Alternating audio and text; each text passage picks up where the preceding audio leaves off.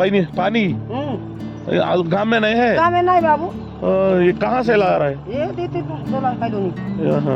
Garden అక్కడ అడవి అది మామూలుగా ఉంటుందా? అడవి, అది చిన్న అడవి. అడవా? అడవితో ఈ నది మీద 5 ప్రాజెక్టులు ఉన్నాయి. ఆ, ఒకటి సెలయేరు అండి, దీని పేరు. ఆ, సెలయేరుని సీలేరు చేశారు. ఆహా. Welcome back to my channel. ఈరోజు మనము ఒడిస్సాలోని చిత్రకొండ నుండి ఆంధ్రప్రదేశ్లో ఉన్న సీలేరుకు వెళ్తున్నాము. చిత్రకొండ నుండి సీలేరుకి వెళ్ళడానికి 20 కిలోమీటర్ల దూరం ఉంటుంది. ఈ 20 కిలోమీటర్లు ఆంధ్ర ఒరిస్సా సరిహద్దు అడవుల గుండా ప్రయాణం చేయవలసి ఉంటుంది.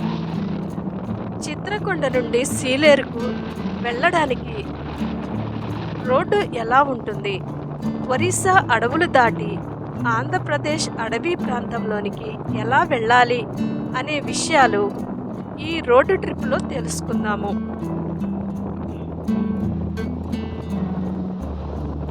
నా వీడియో కనుక మీకు నచ్చినట్లయితే దయచేసి సబ్స్క్రైబ్ చేసి లైక్ కొట్టి షేర్ చేయండి. ఇప్పుడు మనము ఒరిస్సా అడవి మార్గంలో ఉన్నాము. వీటిని మల్కన్గిరి అడవులు అని కూడా అంటారు. ఒకప్పుడు నక్సలైట్లకు కంచుకోట లాంటిది, కానీ ఇప్పుడు అంత ప్రభావం లేదు. రోడ్లన్నీ కూడా చాలా బాగున్నాయి. ఈ అడవిలో జర్నీ చేస్తుంటే తెలియని టెన్షన్, ఒక పక్క భయంగానూ ఉంది.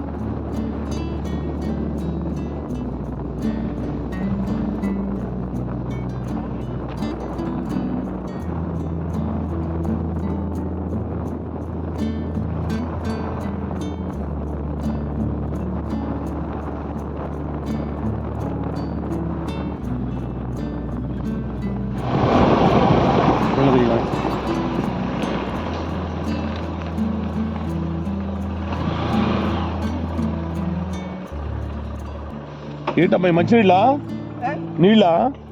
गाड़ू पकड़ने बाबू, ये वाटर पानी पानी गांव में नहीं है? गाँव में नहीं बाबू, ये कहाँ से ला रहा है? ये देते $2 కాయలోని ఆహా. గార్డెన్ ఈ గిరిజన మహిళలు చూడండి, సిటీస్ ఎంతో డెవలప్ అయ్యి ఈ కంప్యూటర్ యుగంలో కూడా ఈ గూడెం వాసులు అడవిలో ప్రవహించే సెలయేటి నీటిని ఎంతో దూరం నుండి త్రాగునీటిని మోసుకుని వస్తున్నారు.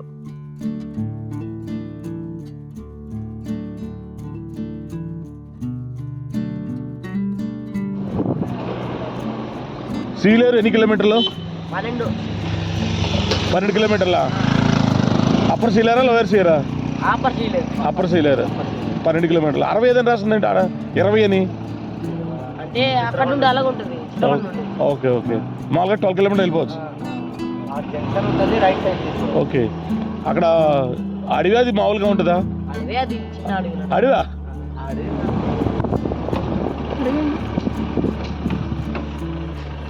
బస్సులు లేవా?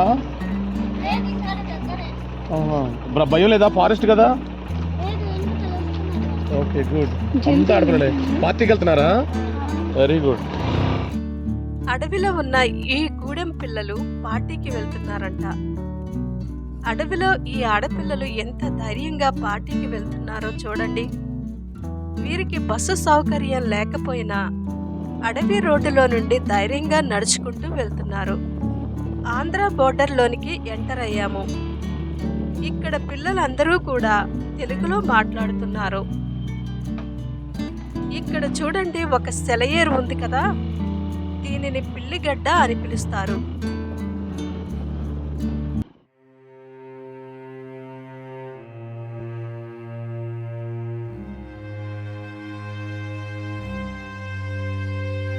ఇక్కడ మనకు కనిపిస్తున్న ఈ బ్రిడ్జిను పిల్లిగడ్డ బ్రిడ్జ్ అని అంటారు. ఇక్కడ ఈ ప్రాంతం అంతా కూడా గమనించారా? ఇదంతా కూడా ఎర్రమట్టి పోసినట్టుగా ఉంది చూడండి. కొంత కోతకు గురై మట్టంతా కూడా కొట్టుకుపోయినట్టుగా కనిపిస్తుంది. అడవిలో ఉన్న చెట్లు కూడా కొట్టుకు వచ్చినట్లున్నాయి.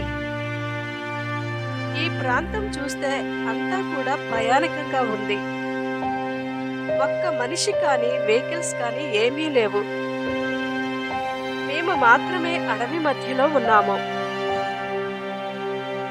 అసలు విషయం ఏమిటంటే 3 నెలల ముందు ఈ అడవిలో భారీ కుండపోత వర్షం వచ్చిందంట. 3 సంవత్సరాలు పడవలసిన వర్షం ఒకే రోజులో కురిసిందంట. ఈ పిల్లిగడ్డ బ్రిడ్జి నుండి 10 అడుగుల ఎత్తులో వరద నీరు పోటెత్తిందంట.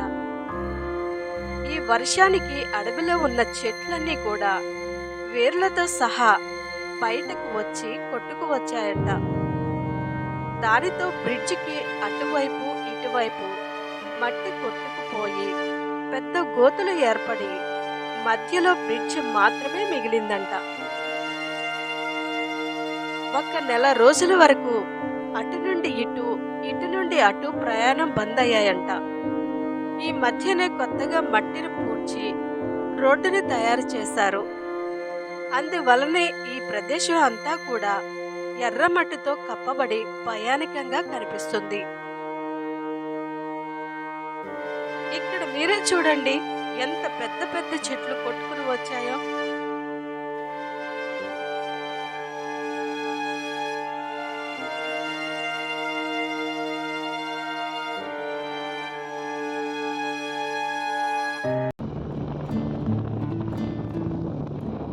ఇవన్నీ ఆంధ్రప్రదేశ్లోని సీలేరు వైపు ఉన్న అటవీ ప్రాంతము.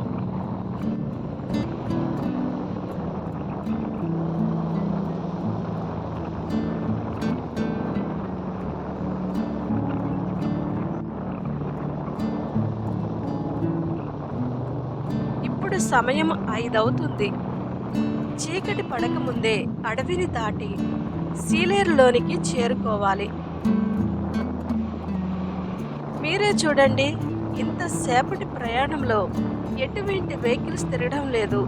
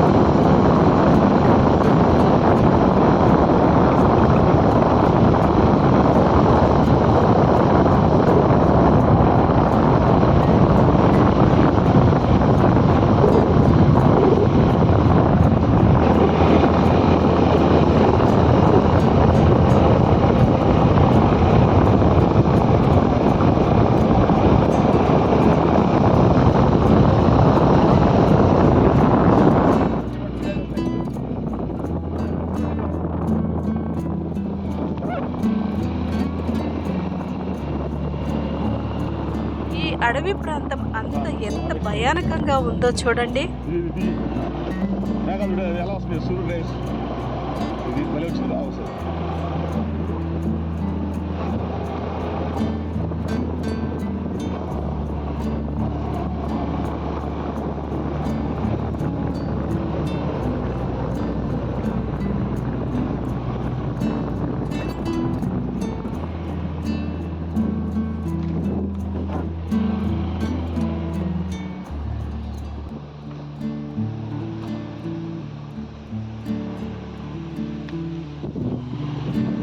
మనకు కనిపిస్తున్న ఈ వాటర్ ఫాల్ ను ఐస్ వాటర్ ఫాల్ అంటారు. పిల్లిగడ్డ బ్రిడ్జికి సీలేరుకు మధ్య అడవిలో ఉంటుంది. దీని పేరుకు తగ్గట్టుగానే ఈ నీళ్లు చాలా చల్లగా ఉన్నాయి. ఈ ఐస్ గడ్డ వాటర్ ఫాల్ నుండి సీలేరుకు 5 నుండి 10 కిలోమీటర్ల దూరం ఉంటుంది.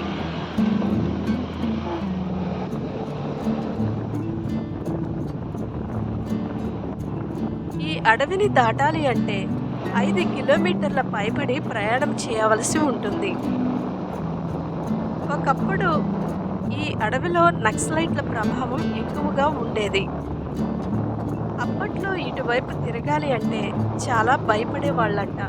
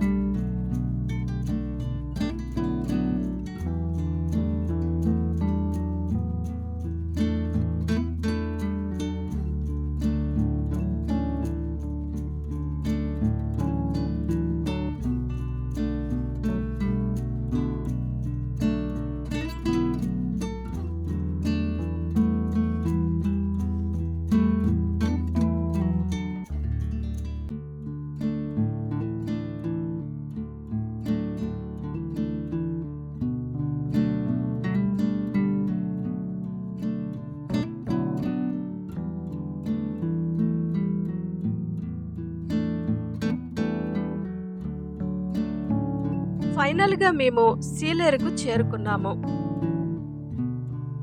చీకటి పడేలోపే సీలేరు డ్యామ్ ఎలా ఉందో చూద్దాము.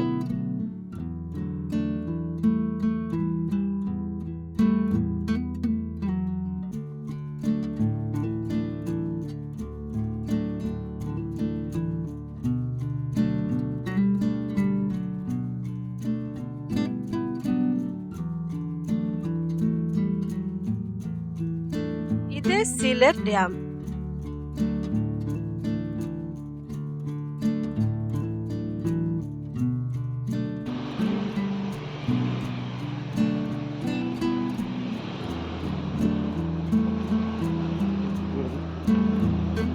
ఈ డ్యామ్ నుండి వదిలిన నీటితోనే కరెంటు తయారు చేస్తారు. ఈ ప్రాజెక్టు యొక్క వివరాలు జెన్కో ఎంప్లాయ్ అయిన పాత్రో గారిని అడిగి తెలుసుకుందాము.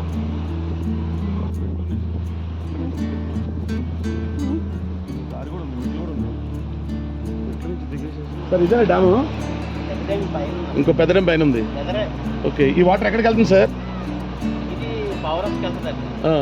పవర్ హౌస్ నుంచి మరి డైరెక్ట్ గా కిందకి వెళ్ళిపోతాయి. ఓకే, ఈ ఎక్కడికి వస్తాయి? ఎక్కడి నుంచి వస్తాయి? ఇది జ్వాలపుట్ట అండి. జ్వాలపుట్ట నుంచేనా? జ్వాలపుట్ట డుడుమా వాటర్ ఫాల్స్. డూడుమా. డుడుమా నుంచి ఇక్కడికి వస్తాయి.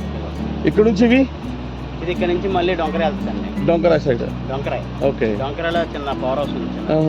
30 మెగావాట్స్. ఓకే. అది అయిపోయిన తర్వాత మళ్ళీ కిందన మోదుగుడే ఉందండి. డోర్ సీలర్ అంటారు కదా. అవునవును. మోదుగుడలో 4 మిషన్లు ఉన్నాయి. 4 అక్కడ కూడా పవర్ జనరేట్ అవుతుంది. అక్కడ జనరేట్ అవుతుంది. డొంకరాయిలో కూడా అవుతుంది. మొత్తం ఈ నది మీద 5 ప్రాజెక్టులు ఉన్నాయండి. ఒకటి మార్చుకొండ, తర్వాత బలిమిల, ఓకే, సీలేరు, డొంకరాయి, నది. ఏమి నది అంటారండి పేరు? ఇది యాక్చువల్ గా సెలయేర్ అండి దీని పేరు. సెలయేర్ ని సీలేరు చేశారు. Good information. అలాగలాగా మారిపోయారు. సెలయేరు దీని పేరు, సీలేరు చేశారు. ఓకే, అయితే ఇక్కడ కూడా మన పవర్ జనరేట్ అవుతుంది. మనకి 4 మిషన్లు ఉన్నాయి. ఇక్కడ 4. ఒక్కొక్కటి 60 మెగావాట్స్. 60 మెగావాట్స్. అది మనకి అక్కడండి డొంకరాయిలో 30 మెగావాట్స్ ఉన్నాయి. 30 మెగావాట్స్. నెక్స్ట్ మోతుగూడలో ఒక్కొక్కటి 115 అండి. ఓకే, ఇప్పుడు మనకి డొంకరాయికి వెళ్ళాలంటే రూట్ ఏదండి? ఇదే సార్. ఇప్పుడు మీరు ఎటు నుంచి వచ్చారు? మేము బలివెల నుంచి వచ్చాం. ఇలా వచ్చారా? మీరు సెంటర్కి వెళ్తే రామాలయం సెంటర్ ఉంటుందండి. రామాలయం నుంచి డైరెక్ట్కి వెళ్ళిపోండి. Okay okay. అక్కడ నుంచి మరి పాడేరు వెళ్ళొచ్చు కదా మేము? అటు వెళ్ళి పాడేరు కదండి, మళ్ళీ ఇలాగే రావాలా? మళ్ళీ వెనక్కి రావాలా? ఎన్ని కిలోమీటర్లు ఉంటుంది సుమారుగా? ఎక్కడికి మళ్ళీ వెనక్కి రావాలంటే? మోతుగూడ ఎన్ని కిలోమీటర్లు ఉంటుంది? 60 అంటే 60 వెళ్ళి మళ్ళీ 60 వెనక్కి రావాలి. మళ్ళీ ఎప్పుడెప్పుడు వదులుతారు సార్ మీరు? వదలడమే ఉంటుందండి. జనరేషన్ అంత వరకు వదలడమే. జనరేషన్ అవుతుంటే ఇదేంటంటే ఓన్లీ మనకి బాడీకి, గుండెకాయ ఎలాగా సప్లై చేస్తుందో రెగ్యులేటర్ అండి. Okay okay. మొత్తానికి అక్కడ పవర్ జనరేషన్ అయ్యేంత వరకు కూడా మన లెవెల్ మెయింటైన్ చేస్తూ పంపిస్తున్నారు అన్నమాట. వాటర్ 4 ఉంటే 4కి సరిపడేవి పంపించాలి, 2 ఉంటే 2కి పంపించాలి. పాత్రో గారు చాలా మంచి వ్యక్తి.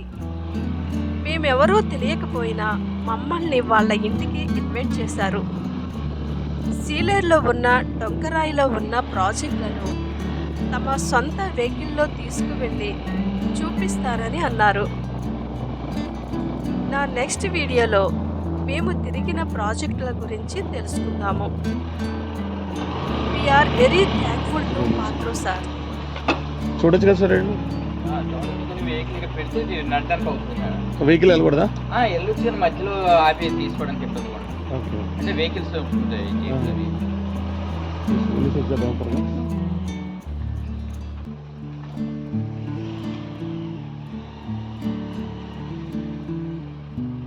ఇదే సీలేరులో ఉన్న పెద్ద డ్యామ్.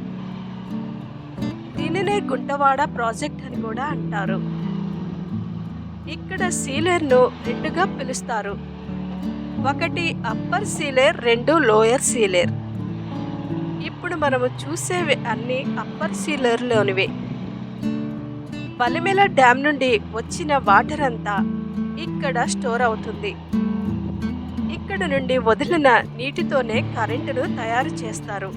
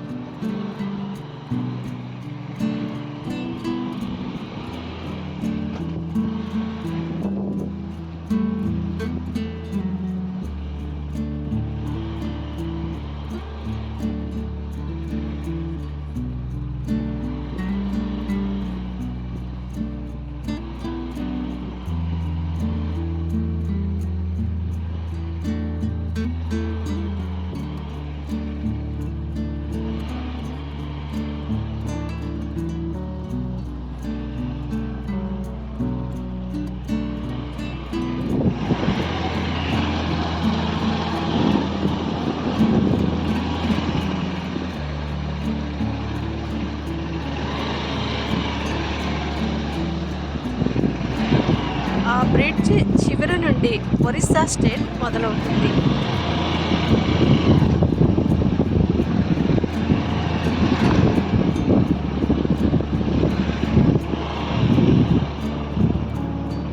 ఇప్పుడు తీసుకురా.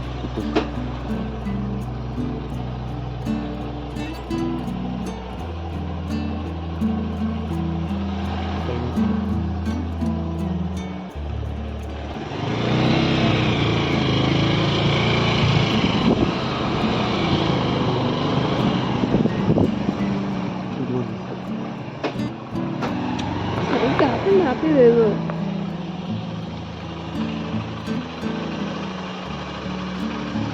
వదిలు.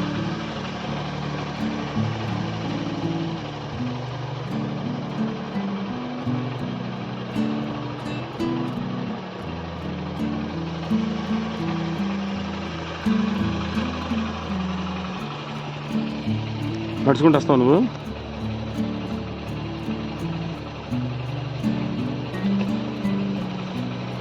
రా, నడుచుకుంటారా?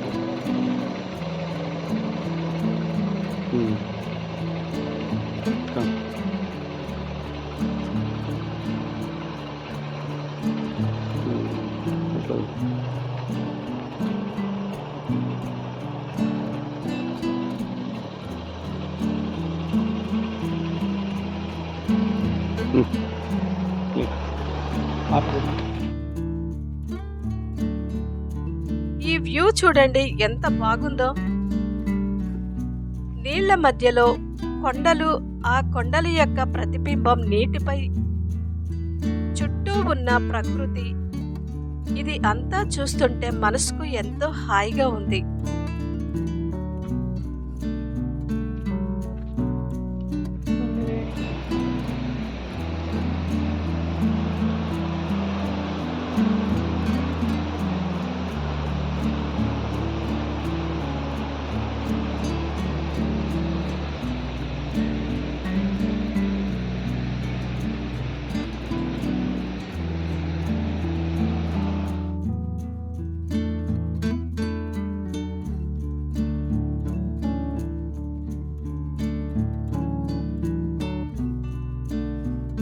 ఈ సన్సెట్ చూడండి ఎంత బాగుందో.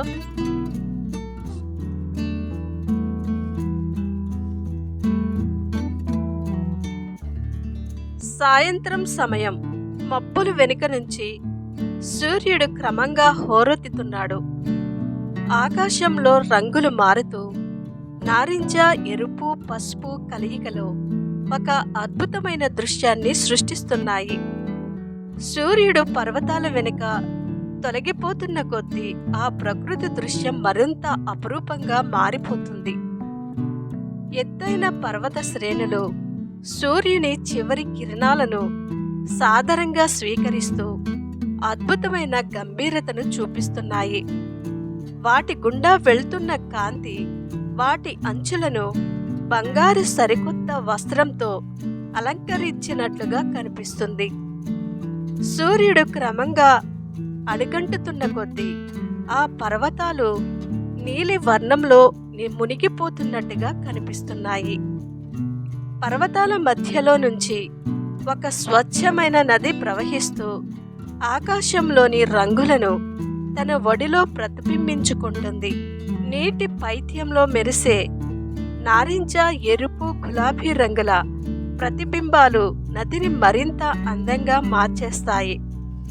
చిన్న అలలు మెల్లగా ఉప్పొంగుతూ ఆ రంగులను తాకినట్లు అనిపిస్తుంది.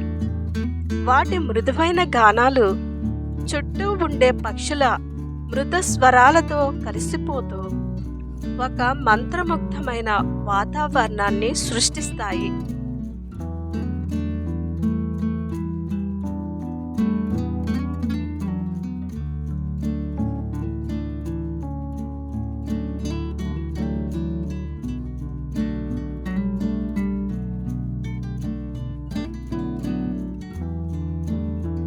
ఇలా సాయంత్రం వేళ పర్వతాల నడుమ మెల్లగా అస్తమిస్తున్న సూర్యుడు ప్రవహిస్తున్న నదిని ఒక శాంతమైన, మధురమైన, అపురూపమైన దృశ్యంగా మార్చేస్తాడు.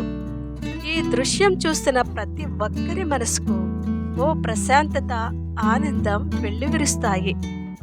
ఇలాంటి ప్రకృతి అందాన్ని తిలకించడం నిజంగా ఒక గొప్ప అనుభూతి.